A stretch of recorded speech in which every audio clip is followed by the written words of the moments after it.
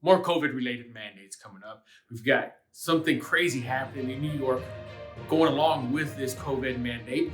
We've also got the President of the United States issuing a mandate to nursing home workers nationwide, not just in the States. He's not letting the states govern themselves. We've also got horrible news for Americans that are trapped over in Afghanistan right now.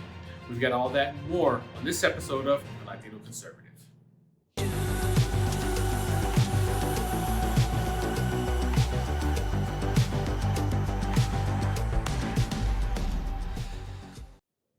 Hey guys, my name is Andrew Alvarez and I'm the Latino Conservative. Thanks for joining me again today. Before we get started, I want to do a quick shout out to the show. I haven't mentioned this in quite a bit. I've only put little tags here, filters or whatever you want to call them. But don't forget, I'm trying to build up my base here, trying to build up the base so I can be a voice for you. So what I would like for you to do, please, if you could, go down whatever platform you're watching this on. Share, follow, like, subscribe, hit that notification bell so you know anytime I come out with a new episode. But here's the gist today. So New York had just passed an executive order, or whatever New York wants to call it, which I don't know how effective that is because, Andrew Cuomo just resigned. So how that happened, I don't know. But either way, you now have to carry a vaccination card when you enter certain facilities in New York. And by certain facilities, I mean restaurants. I mean, you also have to show that vaccine passport, that vaccine identification when you go to a sporting event and other events like that. So let me get this right. Let me get this right for you real quick. And I want you all to join me on this. Come with me, follow me. Let me come a little closer on you. You have to have an ID to go eat. You have to have an ID to go watch a game. Do you see where I'm going there? I mentioned a little bit about that in the last episode, but let me take you to another place real quick. Congress has been fighting for a bill. The Senate has been fighting for a bill. What do they calling it? For Americans Act, or some fake name like that, for the American people, having to do with voter rights. You got Texas, you've got the Democratic caucus, just about the entire party in Texas. They're out. They left work. You got some that took off to Washington, D.C.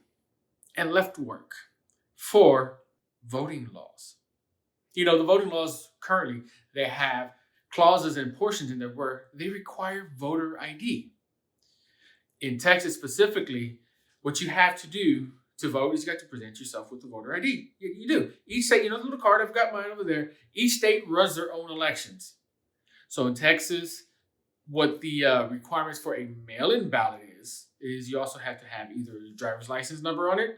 You got to handwrite it down along with your signature. If you don't have a DL, like a driver's license or an ID, you have to put the last four of your social on there. Something to prove that you are here and that you're a citizen of the United States and can legally vote. What the Democratic Party at the U.S. Congress, House of Representatives, and even the Senate is trying to do is trying to eliminate voter ID rules and voter ID laws. They're saying that those are oppressive. So let's take a little trip back. 100 years ago, 1800s. Oh, wow. This is 2020. I'm old. Couple hundred years ago. 1800s. You get my point. When you couldn't go into a certain facility if you weren't white.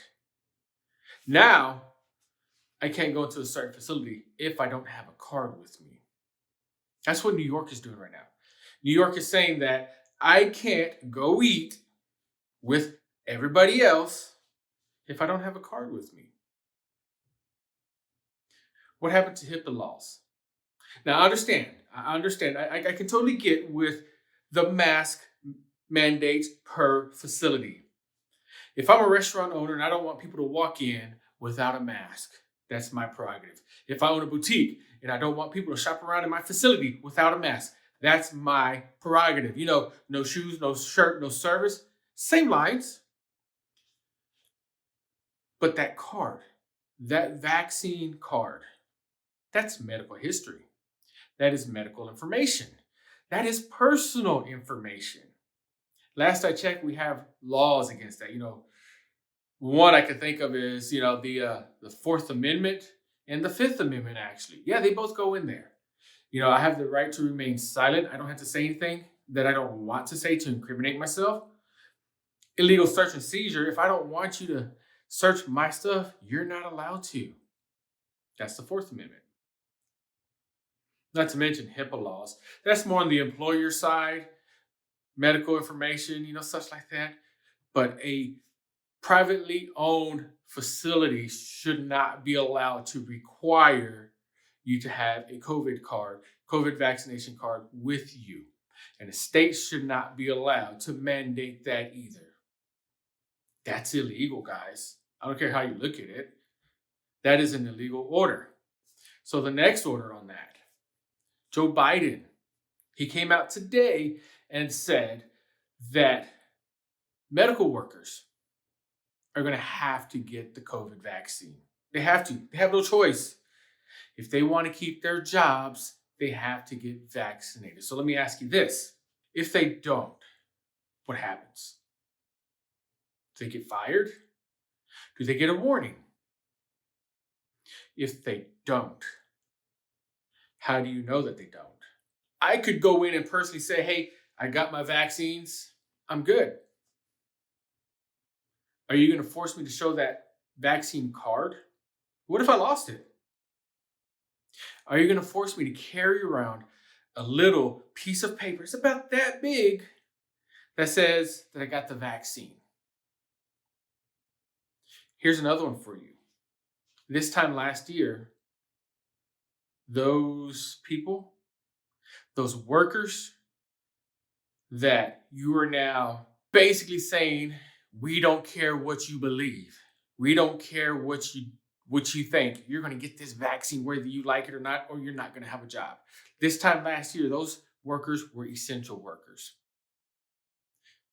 Many of them are still not vaccinated. Many of them work hand in hand with people that had COVID-19 at the time. Many of them. I know people personally. Very good friends of mine. Sisters from another mister, however you want to call it. These are people that I've known for more than 20 years.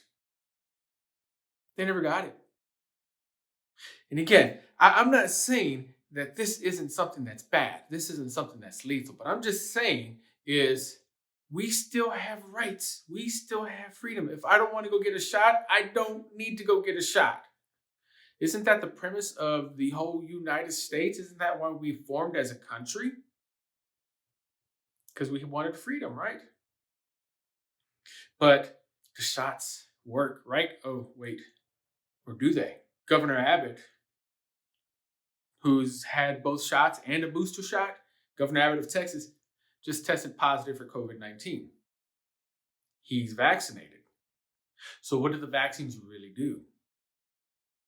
I don't know. I really don't know at this point in time.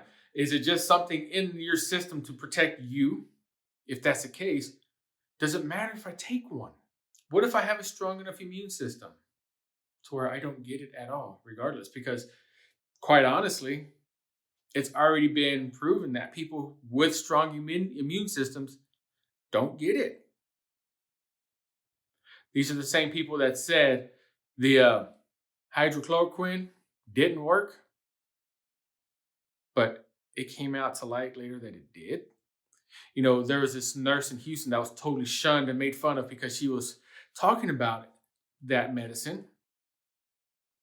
Now she's suing because it came out later that medicine actually worked, and they totally defamed her, as she should. They defamed her. Now she has the right to sue. I hope she wins. So enough of that. We'll talk about that. I'll keep you all updated as I get more information. But let's talk about this horrible news about 4 Americans in Afghanistan. The Secretary of Defense and the Chairman of the Joint Chiefs of Staff, he just made a totally disgusting announcement that they have no plans to get Americans out of Afghanistan that are stuck there. Think about that for a minute. We just brought a huge cargo plane loaded with Afghan refugees to the United States. Many of them are going to be coming to Texas. We just brought a huge plane.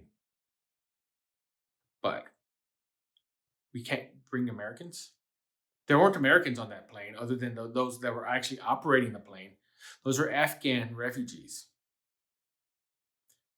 I heard a press conference where the Taliban's political leaders, or whatever you want to call them, they flat out said, we like the people that are here. We like their talent. We want to use their talent. We want them to stay here. And by want, when they say they want something, they're not saying that you get the choice to stay here or not. They're saying you're going to stay here. That's what they're saying. What's happened to us, guys? How can we have a president and how can we have his staff just totally neglect Americans? They're destroying our country.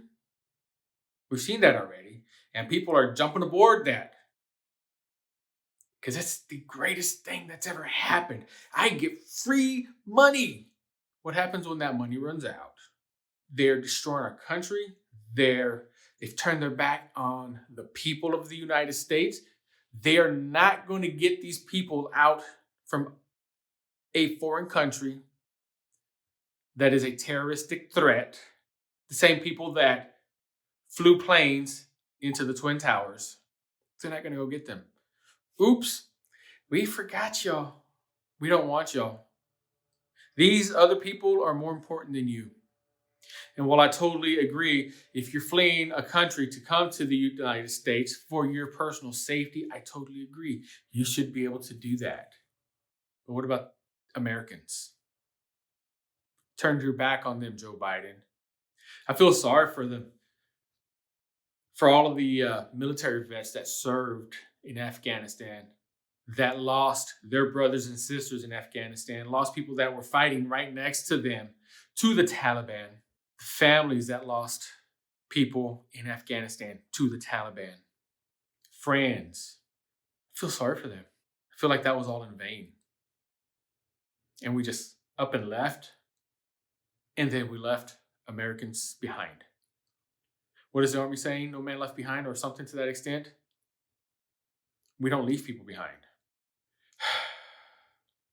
I don't know what to do, what to say, what else to say about that. I don't know what I can do. I can't do much other than provide support. So this is what I'm going to do.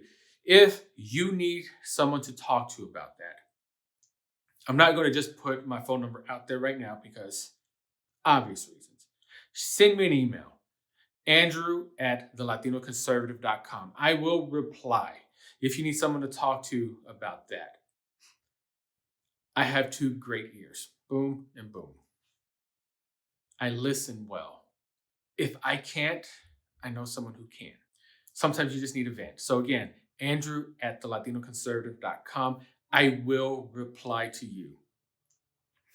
But guys, I really do appreciate y'all taking the time to let me rant and rave at you. Really do. It means a lot to me. For the few viewers that I have out there, thank you so much. The best thing you can do to help this out, to help me be a voice to you, for you, and for other people, is to like, share, subscribe. Share this content, please. Do the whole subscribe thing, sign up alerts, but please share this content because that will help spread the word. Again, guys, thanks for joining me again. My name is Andrew Alvarez. I'm the Latino Conservative, and remember, always be a voice.